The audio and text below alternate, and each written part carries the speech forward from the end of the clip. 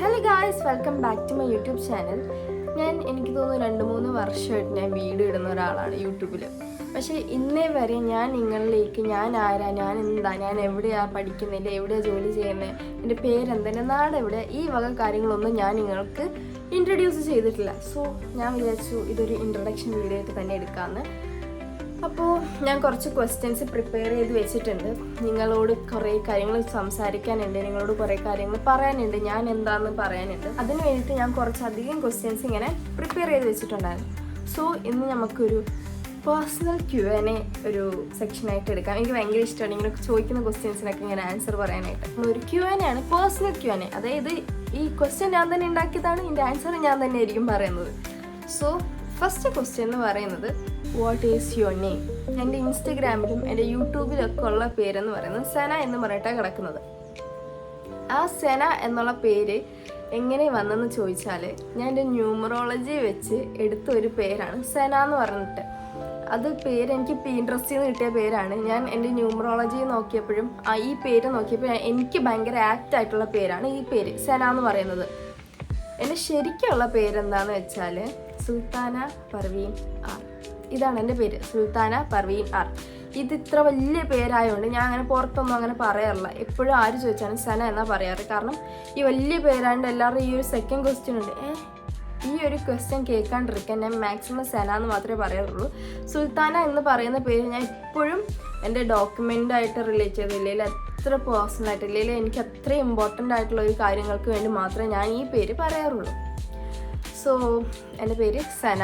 നിങ്ങളും എന്നെ സെന എന്ന് വിളിക്കുന്നത് കേൾക്കാനും നിങ്ങൾ എന്നെ സെന എന്ന് പറയുന്നത് കേൾക്കാനുമാണ് എനിക്കിഷ്ടം. So you guys can call me Senna. So ഇനി സെക്കൻഡ് ക്വസ്റ്റ്യൻ എന്ന് പറയുന്നത്, ഹൗ ഓൾഡ് ആർ യു? എനിക്ക് എത്ര വയസ്സുണ്ട്? ഇതാണ് സെക്കൻഡ് ക്വസ്റ്റ്യൻ. എൻ്റെ വയസ്സ് പറയാനാണെങ്കിൽ I am just 22 years old. എനിക്ക് തോന്നുന്നു ഞാൻ യൂട്യൂബ് സ്റ്റാർട്ട് ചെയ്ത് ഞാൻ കോവിഡ് ടൈമിലോ ഇല്ലെങ്കിൽ കോളേജിൽ പഠിക്കാൻ സ്റ്റാർട്ട് ചെയ്ത ടൈമിലോ എന്തോ ആണ് ഞാൻ യൂട്യൂബ് സ്റ്റാർട്ട് ചെയ്യുന്നത്. എനിക്ക് ഭയങ്കര ആഗ്രഹമായിരുന്നു യൂട്യൂബ് എന്ന് പറയുന്ന ഒരു പ്ലാറ്റ്ഫോം. അങ്ങനെ ഒരു 22 വയസ്സായപ്പോഴാണ് എനിക്ക് തോന്നുന്നു I am matured enough to കൈകാര്യം ചെയ്യാൻ ഇതൊക്കെ. സോ എനിക്ക് ഇപ്പോൾ 22 years ഉണ്ട്. അതായത് ഈ ഇയർ 2026 ആകുമ്പോൾ എനിക്ക് 23 years ആവും. അപ്പം എൻ്റെ ഏജ് പറയുന്നത് 22 or 23, നിങ്ങളുടെ ഇഷ്ടം. ബിക്കോസ് സെപ്റ്റംബർ ആകുമ്പോഴേ എനിക്ക് 23 ആകത്തുള്ളൂ. എനിക്കെപ്പോഴും എൻ്റെ ഏർലി 20s നിൽക്കാനാണ് ഇഷ്ടം. ഇല്ല, എനിക്ക് എപ്പോഴും എൻ്റെ 18ാമത്തെ വയസ്സിൽ നിൽക്കാനാണ് ഇഷ്ടം. സത്യം പറഞ്ഞാൽ മെൻ്റലി അത്രയേ വളർന്നിട്ടുള്ളൂ. ഫിസിക്കലി 22, 23 ഒക്കെ ആയിട്ടുണ്ടാകും, പക്ഷേ mentally I am still 18. So എൻ്റെ ഏജ് ഒരു പ്രശ്നമാകുമെന്ന് എനിക്ക് തോന്നുന്നില്ല. ഞാൻ പോലും എൻ്റെ ഏജ് അത്ര പ്രശ്നമാക്കി ഞാൻ എടുത്തിട്ടില്ല എൻ്റെ ലൈഫിൽ. കാരണം ഏജ് എനിക്കൊരു പ്രശ്നം തോന്നിയിട്ടില്ല. സോ എൻ്റെ ഏജ് അത്ര ഇമ്പോർട്ടൻ്റ് ആവും എന്ന് തോന്നുന്നില്ല നിങ്ങൾക്ക്. So the third question is, where are you from? Where are you from എന്ന് ചോദിച്ചാൽ I am basically from Alappuzha.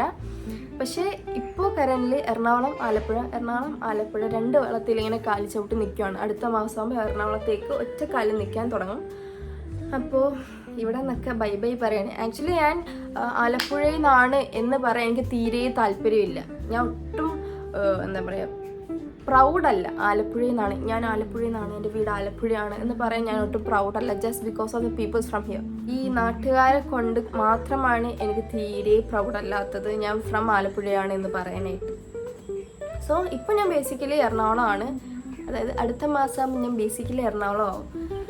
ഞാൻ എൻ്റെ കരിയറിന് വേണ്ടിയിട്ടും എൻ്റെ ജോലിക്ക് വേണ്ടിയിട്ടൊക്കെ ഞാൻ എറണാകുളത്തേക്ക് പോവുകയാണ് guys. And I am so happy to move alone. ഒറ്റയ്ക്കാണ് പോകുന്നത്. So I am so happy to move alone to Kochi. And പിന്നെന്താ, അപ്പം ആലപ്പുഴയാണ് സ്ഥലം. പക്ഷേ ഇപ്പോൾ ജോലി ചെയ്യുന്നതും വർക്ക് ചെയ്യുന്നതും എൻ്റെ കരിയറൊക്കെ നോക്കുന്നതൊക്കെ എറണാകുളത്ത് വെച്ചിട്ടാണ്. സോ എനിക്ക് എറണാകുളമാണ് എൻ്റെ സ്ഥലം എന്ന് പറയാനാണ് ഇഷ്ടം. അടുത്തത് ഫോർത്ത് ക്വസ്റ്റ്യൻ എന്ന് പറയുന്നത്, what do you do for work? ഞാൻ വർക്കിന് വേണ്ടിയിട്ട് എന്താ ചെയ്യുന്നതെന്നുള്ളത്. ഞാൻ എപ്പോഴും ഇടയ്ക്കിടയ്ക്ക് ഞാൻ വീഡിയോ ഇടാറുണ്ട്. ഞാൻ ഇന്ന വർക്കിന് പോവാണ്, ആ വർക്കിന് പോവാണ്, ഈ വർക്കിന് പോവാണ് പറഞ്ഞിട്ട്. ഞാൻ ബേസിക്കലി ഒരു ഫ്രീലാൻസറാണ് ഇൻ ഈവൻറ്റ് മാനേജ്മെൻറ്റ്. എൻ്റെ സെക്ഷൻ എന്ന് പറയുന്നത് ആങ്കറിങ്, കോർഡിനേഷൻ, ഹോസ്റ്റിംഗ്. ഇത് 3ആണ് ഞാൻ ചെയ്യുന്നത് in event management as A freelancer. പിന്നെ അല്ലാണ്ട് എന്ന് ചോദിച്ചാൽ ഞാൻ കുറേ സ്ഥലത്ത് സെയിൽസിന് നിന്നിട്ടുണ്ട്, അതുപോലെ തന്നെ മാനേജറായിട്ട് നിന്നിട്ടുണ്ട്, സത്യം പറഞ്ഞാൽ അതൊരു വലിയ കഥയാണ്. എൻ്റെ വർക്ക് എന്ന് പറയുന്നത് വലിയ കഥയാണ്. ഞാൻ ഡിഗ്രി പഠിച്ചുകൊണ്ടിരുന്നപ്പോൾ തൊട്ട് ഞാൻ വർക്ക് ചെയ്യാൻ തുടങ്ങിയതാണ്. അപ്പോൾ വർക്ക് വേറൊരു വീഡിയോ ആയിട്ട് ചെയ്യാം. ഇഫ് യു ഗൈസ് വോണ്ട്, നിങ്ങൾ റിക്വസ്റ്റ് ചെയ്താൽ ഞാൻ വേറൊരു വീഡിയോ ആയിട്ട് ചെയ്യാം. കാരണം ഞാൻ എന്തുകൊണ്ടാണ് ഫ്രീലാൻസറായിട്ട് പിന്നെ സ്ഥിരമായി വർക്ക് തുടങ്ങി എന്നുള്ള കാര്യത്തിലും എല്ലാ കാര്യങ്ങളും ഞാൻ ആ വീഡിയോയിൽ പറയാം. കാരണം അത് വലിയൊരു വീഡിയോ ആവും.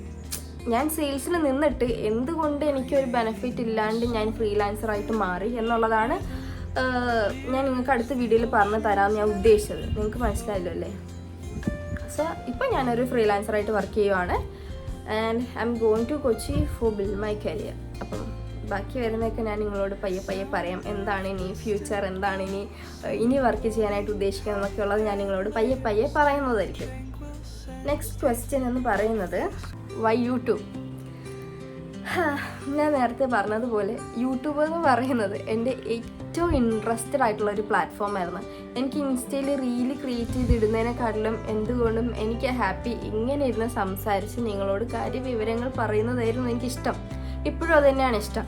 പക്ഷേ ഇൻസ്റ്റയും യൂട്യൂബും തമ്മിൽ കമ്പയർ ചെയ്യുമ്പോഴുള്ള പ്രശ്നം എന്താണെന്ന് വെച്ചാൽ, ഇൻസ്റ്റയിൽ വീഡിയോ ഇടാനാണെങ്കിൽ കുറച്ച് ടൈം മതി, അതായത് നമുക്ക് പെട്ടെന്ന് എഡിറ്റ് ചെയ്തിടാൻ പറ്റുന്നത്. പക്ഷേ യൂട്യൂബിൽ ലോങ് വീഡിയോ ആണെങ്കിൽ നമുക്ക് കുറച്ചധികം സമയം വേണം. എൻ്റെ ഈ വർക്കിന് ടൈം മാനേജ്മെൻറ്റ് എന്ന് പറയുന്ന സംഭവമില്ല. നമുക്ക് ചിലപ്പോൾ ചില സമയത്ത് രാവിലെ ആയിരിക്കും വർക്ക്, ചില സമയത്ത് ഈവനിങ് ആയിരിക്കും വർക്ക്, ചില സമയത്ത് ലഞ്ച് ആയിരിക്കും വർക്ക്. അപ്പോൾ നമുക്ക് ഇന്ന ടൈം ലിമിറ്റ് ആയിരിക്കും വർക്ക്, ഇന്ന കാര്യങ്ങൾ നമുക്ക് ഇന്ന പോലെ ചെയ്യാമെന്നും പറഞ്ഞ് നമുക്കൊരു ടൈം ടേബിൾ ഉണ്ടാക്കി വെക്കാൻ പറ്റാത്ത ഒരു വർക്കാണിത്. സോ എന്നെ സംബന്ധിച്ച് ടൈം മാനേജ്മെൻ്റ് എന്ന് പറയുന്നത് ഭയങ്കര ഹെക്റ്റിക്കാണ്. എനിക്ക് ചില സമയത്ത് സമയം കിട്ടും, ചില സമയത്ത് സമയം കിട്ടാറില്ല. സോ അതുകൊണ്ടാണ് യൂട്യൂബിൽ വീഡിയോ ഇടുന്നത് ഇങ്ങനെ ഭയങ്കരമായിട്ട് ഇങ്ങനെ ചിലപ്പോൾ ഇടും, ചിലപ്പോൾ ഇടത്തില്ല, കുറേ നാൾ കഴിഞ്ഞിടും, കുറേ നാൾ കഴിഞ്ഞിടത്തില്ല, പെട്ടെന്ന് ഇടും. അങ്ങനെ കുറേ കാര്യങ്ങൾ വരാൻ കാരണം ടൈം മാനേജ്മെൻറ്റ് പ്രശ്നമാണ്. സോ എനിക്ക് ഇൻസ്റ്റയിൽ റീല് ക്രിയേറ്റ് ചെയ്യുന്നതാണ് യൂട്യൂബിൽ വീഡിയോ ഇടുന്നതിനെക്കാട്ടിലും കുറച്ചും കൂടെ എളുപ്പമെന്ന് പറയുന്നത്. കുറച്ച് ടൈം മതി. അതുപോലെ തന്നെ ഷോർട്സും, എനിക്ക് സത്യം പറഞ്ഞാൽ ലോങ് വീഡിയോ ഇടാൻ ഇത്ര ആഗ്രഹമുണ്ട്, പക്ഷേ പറ്റുന്നില്ല. അതുകൊണ്ടാണ് ഷോർട്സ് വീഡിയോയിൽ ഞാൻ വീഡിയോസൊക്കെ ഒതുക്കുന്നത്. ഈ ആലപ്പുഴ ആകുമ്പോൾ എനിക്ക് ടൈം മാനേജ് ചെയ്യാൻ പറ്റുന്നില്ല, കാരണം ഈ ട്രാവലാണ്. പക്ഷേ കൊച്ചി പോയി കഴിഞ്ഞാൽ I promise I will try my best to upload consistently. Okay, അപ്പം അതാണ് എനിക്ക് നിങ്ങൾക്ക് തരാൻ പറ്റുന്ന ഒരു വാക്കെന്ന് പറയുന്നത്.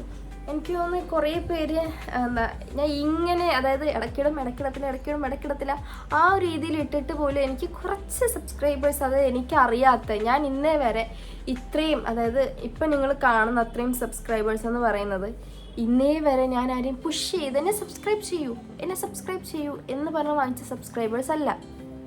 ഞാൻ അങ്ങനെ ആരും പുഷ് ചെയ്തിട്ടില്ല. അതായത് എനിക്കറിയുന്ന ആൾക്കാരിലേക്ക് പോലും എനിക്കിങ്ങനെ ഒരു യൂട്യൂബ് ചാനലുണ്ട്, ഞാൻ ഇങ്ങനെ യൂട്യൂബ് ചെയ്യുന്നുണ്ട്, നിങ്ങൾ സബ്സ്ക്രൈബ് ചെയ്യുമെന്ന് പറഞ്ഞാൽ അങ്ങനെ ചെയ്യിച്ചിട്ടില്ല. വേണമെന്നുള്ളവർ ഇഷ്ടപ്പെടുന്നവർ സബ്സ്ക്രൈബ് ചെയ്യട്ടെ എന്നാണ് എൻ്റെ ഒരു ഐഡിയ. എനിക്ക് അങ്ങനെ കിട്ടുന്ന സബ്സ്ക്രൈബേഴ്സാണ് എനിക്കിഷ്ടം. കാരണം ചെയ്ത് പറയിക്കുമ്പോൾ അവർക്കൊരു ഇൻട്രസ്റ്റ് ഇല്ലാണ്ട് ചെയ്യുന്ന പോലെ തോന്നും. സോ അതുകൊണ്ടാണ് ഞാൻ ആരെയും പുഷ് ചെയ്യാത്ത സബ്സ്ക്രൈബ് ചെയ്യാനായിട്ട്. ഓക്കെ, അപ്പം ഇതാണ് എൻ്റെ യൂട്യൂബ് എന്ന് പറയുന്നത്. എനിക്ക് യൂട്യൂബ് ഭയങ്കര ഇഷ്ടമാണ്. ഞാൻ കുറേ വീഡിയോസ് ഇരുന്ന് കാണുന്നത്, പണ്ടിങ്ങനെ ഓരോരുത്തർ ഇങ്ങനെ സംസാരിച്ചിരുന്ന് വീഡിയോ ഇടുന്നതൊക്കെ എനിക്ക് ഭയങ്കര ഇഷ്ടമാണ്. യൂട്യൂബിൽ ഇങ്ങനെ വീഡിയോ അപ്ലോഡ് ചെയ്യും, ഇങ്ങനെ ഇരുന്ന് സംസാരിക്കാൻ. എനിക്ക് ക്യാമറ, മീഡിയ, സോഷ്യൽ മീഡിയ, ഈ വക സാധനങ്ങളൊക്കെ എനിക്ക് ഭയങ്കര ഇഷ്ടമാണ്. So I choose YouTube. നല്ലൊരു പ്ലാറ്റ്ഫോമാണ്. എന്തുകൊണ്ടും നല്ലൊരു പ്ലാറ്റ്ഫോമാണ്. നമുക്ക് നമ്മുടെ കഴിവും അതുപോലെ നമുക്ക് നമ്മുടെ ഒരു ലൈഫ് സ്റ്റൈൽ എക്സ്പോസ് ചെയ്യാൻ പറ്റിയൊക്കെ ഒരു നല്ലൊരു പ്ലാറ്റ്ഫോമാണ് YouTube, other than Instagram. Okay, ഇനി നെക്സ്റ്റ് ക്വസ്റ്റ്യൻ എന്ന് പറയുന്നത് യുവർ ഫേവറേറ്റ് യൂട്യൂബേഴ്സ്. എൻ്റെ ഫേവറേറ്റ് യൂട്യൂബേഴ്സ് എന്ന് പറഞ്ഞാൽ കുറേ പേരുണ്ട്. ഇപ്പോഴും ഞാൻ ഇടയ്ക്ക് ഫ്രീ ടൈം കിട്ടുമ്പോൾ കാണുന്ന കുറേ യൂട്യൂബേഴ്സ് ഉണ്ട്. അതിപ്പോൾ വ്ളോഗേഴ്സ് ആണെങ്കിൽ എന്താ പറയുക, കടൽ ക്ലൗഡ് ഉണ്ട്, റെന ഫാത്തിമ ഉണ്ട്, പിന്നെ ഗംഗ ചേച്ചി, അതായത് ഗ്ലാമി ഗംഗ, പിന്നെ മറ്റേ ഹായ് സുന്ദരി ചേച്ചിയുടെ പേരെന്ത് വരുന്നത്, അസ്വി മലയാളി, അങ്ങനെ എന്തോ ആണ് പുള്ളിക്കാരിയുടെ ചാനലിൻ്റെ പേര്, ആ ചേച്ചി. പിന്നെന്താ കുറേ പേരുണ്ട്. ആക്ച്വലി ഞാൻ പേര് മറന്നു. എനിക്ക് അങ്ങനെയുള്ളവരെ ഭയങ്കര ഇഷ്ടമാണ് ആസ് എ വ്ളോഗ്. പിന്നെ കാർത്തിക് സൂര്യ ഭയങ്കര ഇഷ്ടമാണ്. പിന്നെ ഷസാം ചേട്ടനെ എനിക്ക് ഭയങ്കര ഇഷ്ടമാണ്. പിന്നെ ഒരു ചേച്ചി ഉണ്ടല്ലോ ഇവരുടെ കൂടെ തന്നെ നടക്കുന്ന ഈ കാർത്തിക് ചേട്ടൻ, പിന്നെ ഗ്ലാമി ഗംഗയുടെയൊക്കെ ഒരു വലിയ ക്ലോസ് ഫ്രണ്ട്സ് ആയിട്ടുള്ള ഒരു ചേച്ചി കൂടെ ഉണ്ട്. ആ ചേച്ചിയുടെ പേര് ഞാൻ മറന്നുപോയി. സോ ആ ചേച്ചി എനിക്ക് ഭയങ്കര ഇഷ്ടമാണ്.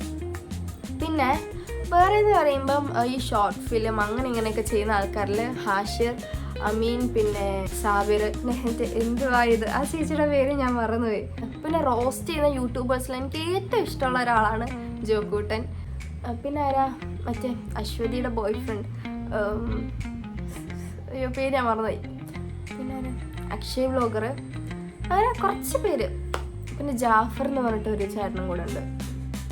അങ്ങനെ ഓരോ സെക്ഷനിലും എനിക്ക് അതായത് ഓരോ ടൈപ്പ് വീഡിയോ ചെയ്യുന്നതിൽ എനിക്ക് ഓരോ യൂട്യൂബേഴ്സ് ഉണ്ട് ഫേവറേറ്റ് ആയിട്ടുള്ള. അപ്പം ഇത്രയും പേരാണ് എൻ്റെ ഫേവറേറ്റ് യൂട്യൂബേഴ്സ് എന്ന് പറയാനായിട്ട്.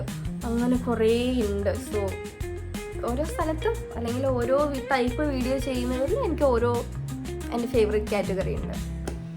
പെട്ടെന്ന് ലൊക്കേഷൻ മാറിയല്ലേ, എനിക്ക് സണ്ണിനെ കണ്ടപ്പോൾ ഒന്ന് സ്നേഹിക്കാൻ തോന്നി. സോ നമ്മൾ ഇത്രയും നേരം പറഞ്ഞു നിർത്തിയത് ഫേവറേറ്റ് യൂട്യൂബർ ആയിരുന്നു.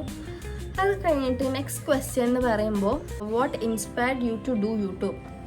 എന്നെ യൂട്യൂബ് ചെയ്യാൻ ഏറ്റവും കൂടുതൽ ഇൻസ്പയർ ചെയ്തത് സത്യം പറഞ്ഞാൽ ഇനീഷ്യലി ഗ്ലാമിക ചേച്ചിന്നായിരുന്നു. കാരണം പുള്ളിക്കാരിയുടെ സിറ്റുവേഷനും എൻ്റെ സിറ്റുവേഷനും ഏകദേശം സെയിം ആയിട്ട് എനിക്ക് ഫീൽ ചെയ്തിട്ടുണ്ട്. അതായത് ഫാമിലിയിലെ പ്രശ്നങ്ങളാണെങ്കിലും ഇല്ലെങ്കിൽ എന്താ പറയുക ലൈഫിലെ പ്രശ്നങ്ങളാണെങ്കിലും പിന്നെ നേരിട്ടുള്ള കുറേ ബുള്ളിങ് ആണെങ്കിലും അങ്ങനെ കുറേ കാര്യങ്ങൾ വെച്ചിട്ട് എനിക്ക് എൻ്റെ ലൈഫായിട്ട് ഭയങ്കര സിമിലറായിട്ട് തോന്നിയത് ഗ്ലാമിക ചേച്ചിയുടെ വീഡിയോസായിരുന്നു. സോ ഞാൻ ഇനീഷ്യലി പുള്ളിക്കാരിയുടെ ഭയങ്കര ഫാനായിരുന്നു. ഭയങ്കര ഫാനായിരുന്നു എന്ന് വെച്ചിട്ട് ഇപ്പോഴും ഫാനല്ല, നല്ല ഇപ്പോഴും ഫാനാണ്. പക്ഷേ എന്താ പറയുക, പുള്ളിക്കാരിയുടെ ഒപ്പം നിൽക്കാൻ പറ്റിയ വേറെ കുറേ യൂട്യൂബേഴ്സ് ഇപ്പോൾ വന്നിട്ടുണ്ട്. സോ എനിക്ക് അവരെ ഇഷ്ടം. ഞാൻ പറയാം, എനിക്ക് പല കാര്യങ്ങൾ കൊണ്ട് പല യൂട്യൂബേഴ്സിനെ ഇഷ്ടം. സോ അങ്ങനെ നോക്കുവാണെങ്കിൽ എൻ്റെ ഫസ്റ്റ് ഇൻസ്പിറേഷൻ എന്ന് പറയുന്നത് ഓഫ് കോഴ്സ് ഗ്ലാമിക ചേച്ചിയാണ്. പിന്നെ എൻ്റെ ലൈഫ് വെച്ചിട്ട് എനിക്ക് ഇൻസ്പയർ ആയൊരു കാര്യം എന്താണെന്ന് വെച്ചാൽ, ഞാൻ ഫാമിലിയിലെ ഏറ്റവും ഇളയ കുട്ടി.